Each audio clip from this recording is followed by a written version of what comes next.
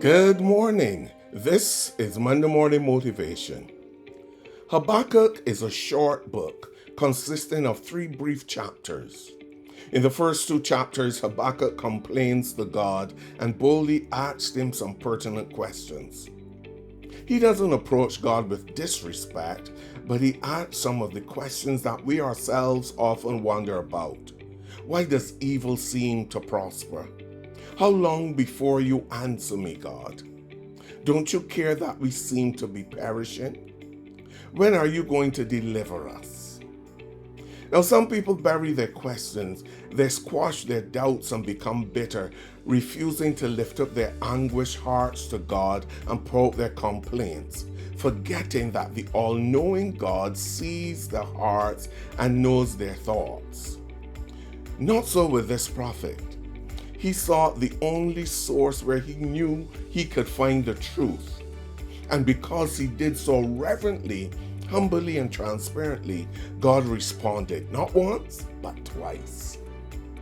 And Habakkuk ends this book with a beautiful song of prayer, giving us grand imagery, and then with 3 powerful verses that have become the favorite of many who are faced with life's overwhelming circumstances.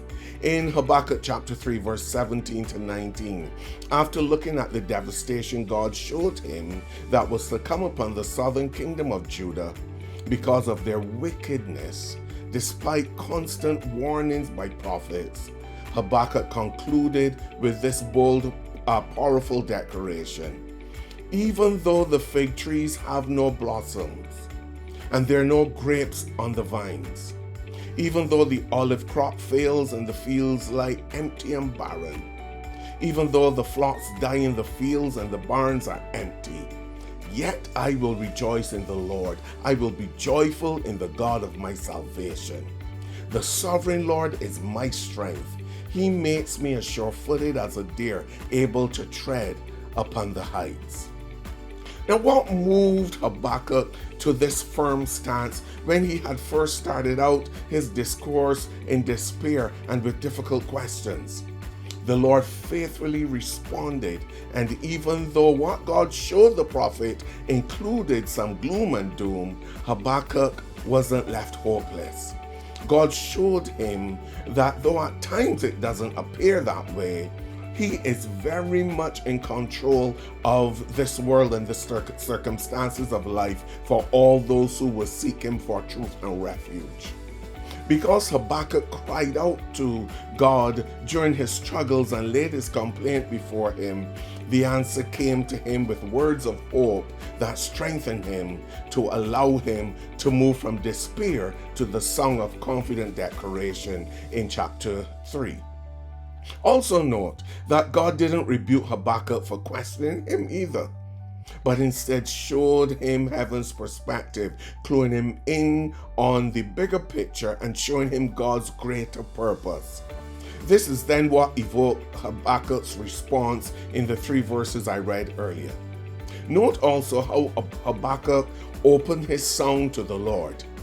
I have heard about you, Lord. I am filled with awe by your amazing words. In this time of our deep need, help us again as you did in years gone by. And in your anger, remember your mercy. Despite the judgment and destruction that was to come to Judah, Habakkuk didn't question God's goodness or justice, but instead asked for mercy in it all, and then went on to speak about God's glorious splendor. This can be your response as well when faced with despair. When circumstances challenge and overwhelm you, you can take your questions to God humbly and transparently, knowing that He is a just and merciful Father.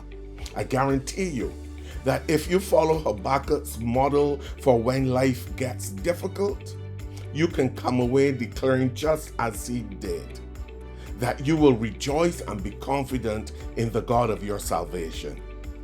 When things go wrong, when you have no money, when the pressures of life weigh you down, you can rejoice like Habakkuk and say, even though the fig trees have no blossom, and there are no grapes on the vine, even though the olive crop fails and the fields lie barren, even though the flocks die and the fields and the barns are empty, yet I will rejoice in the Lord. I will joy in the God of my salvation.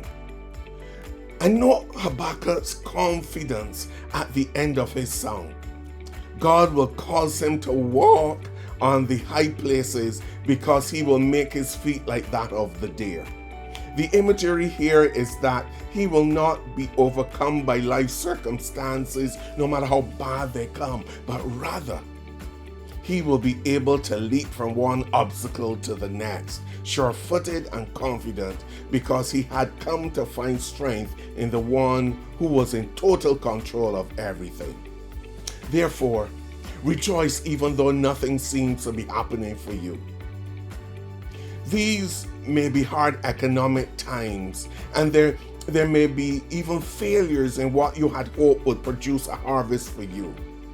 However, God remains the one who can do exceedingly abundantly above all you can ask or think. And he is forever the God who is faithful to fulfill the same word to you that he gave Habakkuk.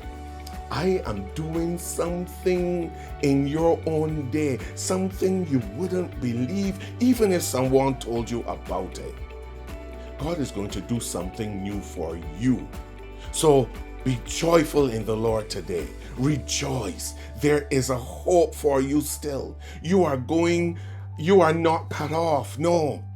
God's arrival in your situation will be as brilliant as the sunrise. He will save you and he will provide for you. So don't despair, and please don't lose hope.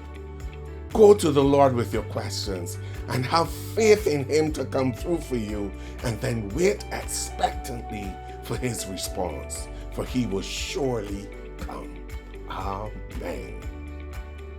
This has been Monday Morning Motivation. Join me again next Monday at 6 o'clock in the morning for another devotional. Have a wonderful week.